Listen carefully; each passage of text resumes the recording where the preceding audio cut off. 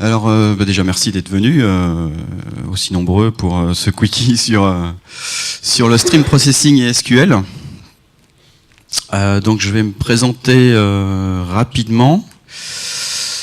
Donc je m'appelle Bruno Bonin, je travaille chez Sagi.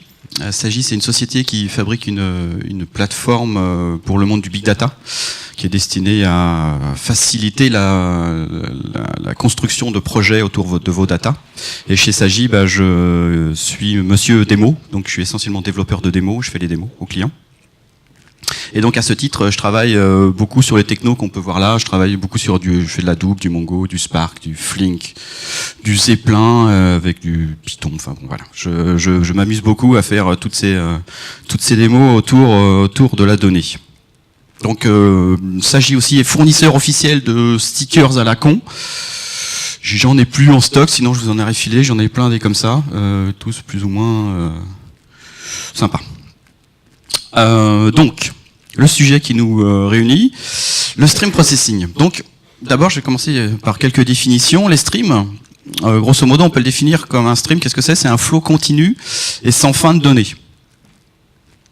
Où est-ce qu'on retrouve ça ? On retrouve ça dans plusieurs environnements, dans plusieurs contextes, que ce soit dans l'IoT, des capteurs qui émettent à intervalles réguliers, je sais pas, de la chaleur, enfin bon, des valeurs, des choses comme ça.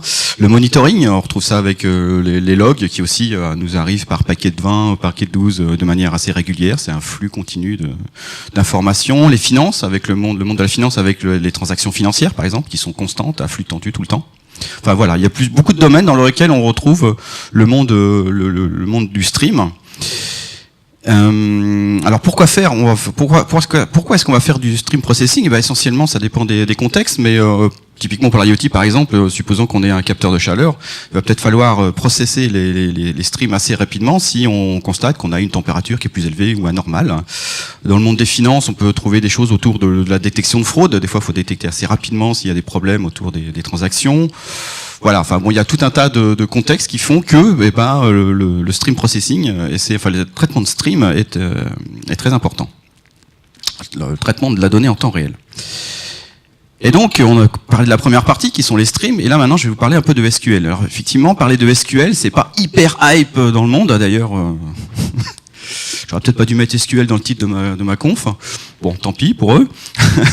Non, mais voilà. Bon, pourquoi parler de SQL en 2018 ? Effectivement, ça peut paraître un petit peu bizarre. Tout d'abord, quoi qu'on en pense, c'est un standard qui est largement utilisé dans le monde de l'informatique. Je pense que tout le monde en fait. Enfin, je sais pas, qu'est-ce qui en fait pas ? Ouais, c'est bien, voilà, c'est qu'est-ce qui n'en fait pas, c'est mieux. Au début, je voulais poser la question dans l'autre sens, mais c'était pas. Donc tout le monde en fait, on en fait tous plus ou moins, même si des fois on voudrait l'éviter. Moi, j'ai eu la chance de pouvoir l'éviter pendant des années. Donc je m'en portais très bien. Mais néanmoins, ce qu'on peut constater, c'est que qu'est-ce que soit le profil de personnes, alors les personnes techniques, les développeurs, les architectes, les data scientists, tout ça, ce sont des profils qui sont un petit peu différents. Mais le développeur, il en fait régulièrement. Même le data scientist, pour aller explorer la donnée, il va faire souvent du SQL. Chez nous, chez Sagi, on a des data scientists, et il y en a un qui disait, c'est 80% de mon temps, c'est fouiller la donnée avec du SQL. Donc voilà, c'est pas faire des algos de machine learning, machin, c'est fouiller la donnée avec du SQL. Donc ils en font. Et il y a aussi des profils beaucoup moins techniques. Il faut savoir que dans les entreprises, il y a des data analystes, enfin des analystes qui font du SQL. C'est pas des gens techniques, mais le seul moyen, leur seule ouverture vers la donnée, c'est souvent de faire des requêtes SQL. Donc voilà, on est sur quelque chose qui de toute façon est transverse à beaucoup de métiers et qui se fait de manière régulière par à peu près tout le monde. Donc, après tout, les streams, ce sont des données comme les autres, donc pourquoi ne pas utiliser les streams pourquoi ne pas utiliser SQL pour requêter aussi les streams ? Alors bien sûr, le monde du streaming et le monde du SQL, ce sont des mondes qui sont pas forcément au même niveau. Là, c'est un tableau que j'ai repris de chez Flink, mais qui est assez intéressant parce qu'il donne en fait des pistes où on voit bien qu'il y a vraiment une dichotomie. Enfin, on est vraiment sur quelque chose de totalement différent. Grosso modo, ce qu'on peut dire, voilà, c'est un stream, c'est un flot continu de données. Alors que quand on va travailler dans le monde du SQL, on est sur un contexte où on a un nombre limité de données, le contenu de la table, grosso modo. Quand on va lancer une requête sur une base de données en SQL, on va travailler sur un nombre limité de tuples. de données. Alors que quand on va faire ça, on va lancer une requête, si on suppose qu'on va lancer une requête sur le monde du stream, et ben potentiellement les données sont peut-être pas encore là, et il va peut-être falloir les attendre pour retourner de la valeur, enfin retourner du résultat. Ensuite, dernier point, c'est quand on lance une requête SQL sur une base de données, normalement, en bout d'un moment, on a un résultat. Sauf si on s'est vraiment gouré sur sa requête, enfin bon, on a tous fait des conneries. Select étoile sur un... Enfin bon, ça peut tirer très longtemps. Alors que dans le monde du streaming, comme on a une arrivée continue de données, et ben potentiellement, si on fait une requête sur un monde du streaming, ben potentiellement, elle va jamais se terminer. On est sur un monde vers l'infini et au-delà. Donc, qu'est-ce que ça veut dire si je voulais requêter en SQL un stream ? Donc typiquement, voilà, supposons que j'ai, prenons une table qui contient des logs avec une URL, un statut, le log HTTP par exemple, et donc je voudrais compter le nombre de requêtes par URL. Donc grosso modo, j'aurais une requête, si c'était une table, j'aurais une requête qui ressemblerait grosso modo à ça, ou avec mon groupe by par URL. Donc à chaque fois que j'ai un résultat, quand je suis dans un monde stream, eh ben je vais avoir un résultat. Je vais lancer, enfin la requête va s'exécuter et je vais afficher un résultat. Enfin, je vais fournir un résultat. Un log m'arrive, je mets à jour mon résultat. Un troisième log, etc., etc. Je mets continuellement mon résultat. Donc on est sur quelque chose qui va être, je réceptionne un résultat, je traite mes nouveaux logs et je mets à jour mon résultat final. En fait, quand on va être sur un mode streaming, dans le monde du SQL et streaming, on va avoir des requêtes qui vont s'exécuter à intervalles irréguliers, qui vont garder un contexte et qui vont mettre à jour ce contexte. Alors, pour le traitement pour faire du stream processing, on a un certain nombre de frameworks qui sont à notre disposition. Là, j'en ai sélectionné que quelques-uns, les 5 qu'on retrouve assez couramment: Spark, Kafka, Flink, Storm et Samza.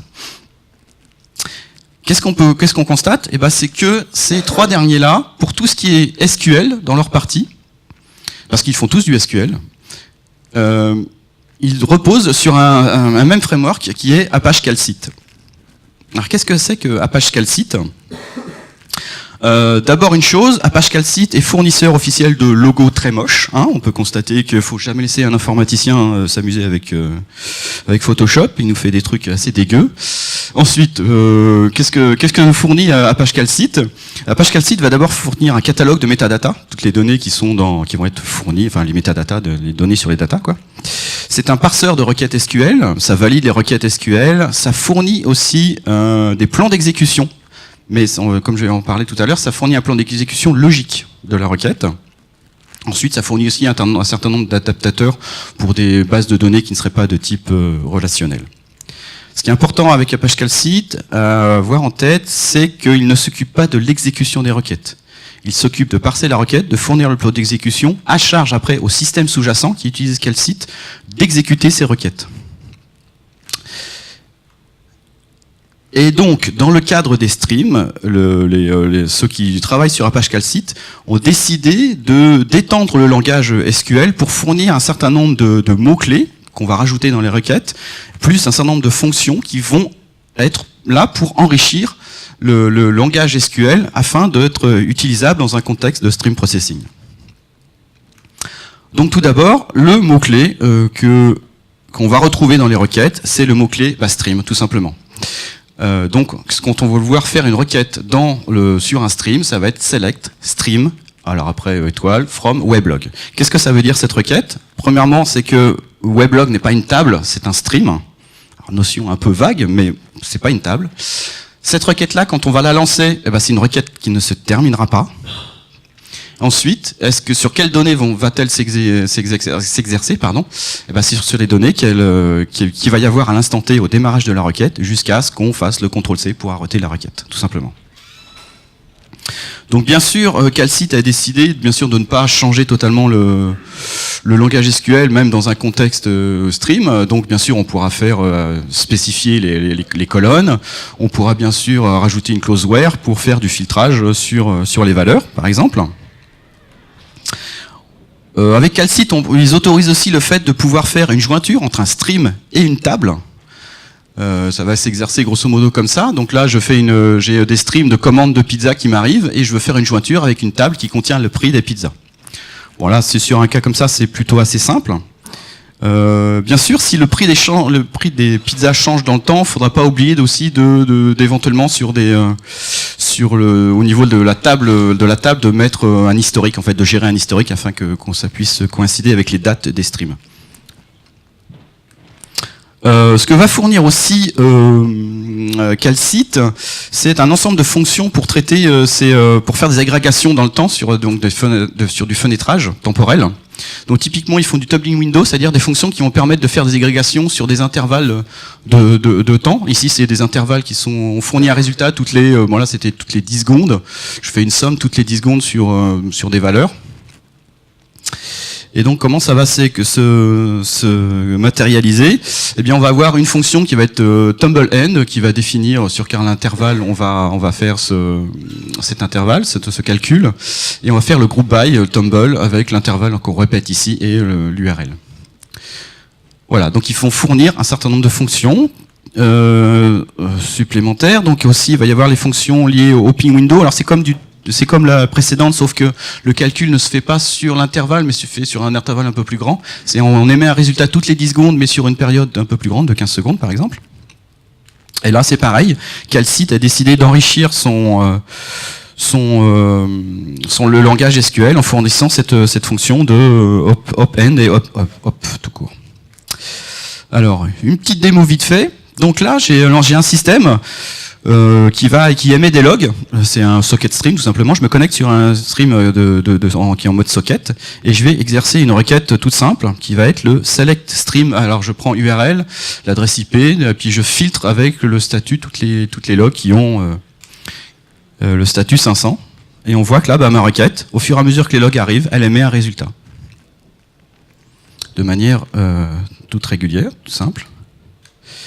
Si je prends celle-ci, qui est celle où je fais un calcul alors là c'est toutes les 5 secondes, je fais une agrégation toutes les 5 secondes. Résultat? Ouais. Donc voilà, elle va émettre un résultat toutes les 5 secondes, elle va prendre tous les logs qui vont arriver, et elle va faire une agrégation sur le résultat. Sur les logs. Hop. J'ai tout le code, si ça vous intéresse, j'ai le code qui traîne sur GitHub. Alors qu'est-ce que j'ai utilisé pour faire mon petit exemple? J'ai utilisé Flink. Alors avec Flink, on peut travailler sur les streams, bien sûr, mais on peut travailler soit en mode API, comme là, c'est l'exemple que je vous ai montré, tout de suite avec la requête SQL, c'est-à-dire voilà, je traite voilà mes champs, je fais mon calcul sur la window toutes les 10 secondes, là dans ce cas-là, je fais mon group by et je sélectionne l'URL et l'URL plus de 3 autres champs. Donc ça c'est la version Flink en mode API. Il y a aussi le mode Flink propose aussi le mode SQL qui va donner ça. C'est-à-dire que vous allez déclarer votre table, votre stream, grosso modo, la requête SQL. Et cette requête SQL, elle va être parsée par Apache Calcite. Et ensuite, ça, c'est l'exécution de la requête. En fait, ce qui est intéressant de voir, c'est qu'on a deux modes de fonctionnement différents dans Flink. On peut soit travailler en mode API, qui est ça, c'est-à-dire que ça, c'est quasiment illisible pour un être humain. Alors que ça, nous avons une belle requête SQL ici en plein milieu qui fait que c'est beaucoup plus simple à traiter. Non, ça dépend des profils. Hein. C'est chacun voit midi à sa porte. Moi, je préfère quand même ça. C'est un peu plus simple. Ça dépend. Sur des grosses requêtes, ça devient un peu compliqué. Il faut mieux prendre le mode API. Pour revenir sur Flink et sur le monde du SQL, si c'est l'exemple d'Uber. Alors quoi qu'on en pense du modèle économique d'Uber, ils font beaucoup de choses super intéressantes au niveau de leur système d'information. Et il y a eu un constat chez eux, c'est que 50% des employés faisaient du SQL de manière régulière. Et surtout, il y avait des gens qui faisaient du SQL, mais qui n'étaient pas des gens techniques. Donc l'idée, c'est que le SQL était vraiment le langage qui permettait à différentes personnes, avec des profils différents, de mettre en œuvre des applications de traitement en temps réel sur la donnée. Donc, étant donné qu'ils ont fait ce constat-là, ils se sont dit, on va faire une plateforme qu'ils ont appelée AthenaX, qui est une plateforme qui va justement permettre à différents profils, à différentes personnes, de mettre en œuvre, de construire des applications basées sur le SQL. Voilà, on va pouvoir chacun va définir ses requêtes SQL et va pouvoir mettre en œuvre très rapidement des petites applications, alors ils appellent ça des applications. Bon, peut-être sur une requête, c'est pas beaucoup, mais bon voilà, ça leur permet d'avancer très très vite pour mettre en œuvre des traitements basés sur du SQL. Et donc eux, ils utilisent Flink. Et grosso modo, ce qu'ils font, c'est un peu ce que je vous ai montré dans les slides précédents, c'est qu'ils prennent la requête qui est rentrée par les utilisateurs et après derrière, ils en font un job à part entière qu'ils lancent sur la plateforme AthenaX. Alors ça a été open sourcé il y a l'année dernière. Je pense que ce qu'ils ont outsourcé, c'est juste la partie back-end, parce qu'il y a une partie front-end que j'ai pas trouvé, et pourtant elle est plutôt pas mal. Mais bon, déjà il y a la partie back-end qui est super intéressante. Donc voilà, même eux ils font un constat qui est le SQL, ça demeure quand même la langue commune à beaucoup de profils. Alors en conclusion, ce qu'on peut dire, c'est que Apache Calcite est vraiment une entité, enfin un projet qui travaille sur toutes les évolutions du langage SQL pour justement faire progresser toute cette dynamique autour du stream processing, donc de faire avancer le SQL en fournissant quelques mots-clés et des fonctions. Pour le stream processing, on estime qu'à peu près 70% des organisations adopteront le streaming des données pour analyser en temps réel d'ici 2020. Donc en fait le streaming, c'est quelque chose le stream processing va arriver de plus en plus dans beaucoup de sociétés. Et donc il faudra bien réfléchir à comment on va mettre ça en œuvre dans l'entreprise. Donc il faut pas oublier, pour moi, faut avoir en tête le fait que peut-être que les personnes qui vont vouloir faire du stream processing vont peut-être avoir des profils pas forcément hyper techniques, mais ils vont peut-être connaître le SQL. Et franchement, le SQL, quoi qu'on en pense, c'est quand même vraiment le langage qui est à peu près partagé par toutes les personnes qui travaillent autour de la donnée. Voilà, j'ai tenu 16 minutes, nickel pour mon successeur. Je voulais juste finir un truc, j'ai vu ça cette semaine, je sais pas si vous connaissez la série Jack Ryan ou Jack Ryan. Dans l'épisode pilote, Jack Ryan, il fait du SQL et il sauve le monde en SQL. Je dis ça, je dis rien. Voilà.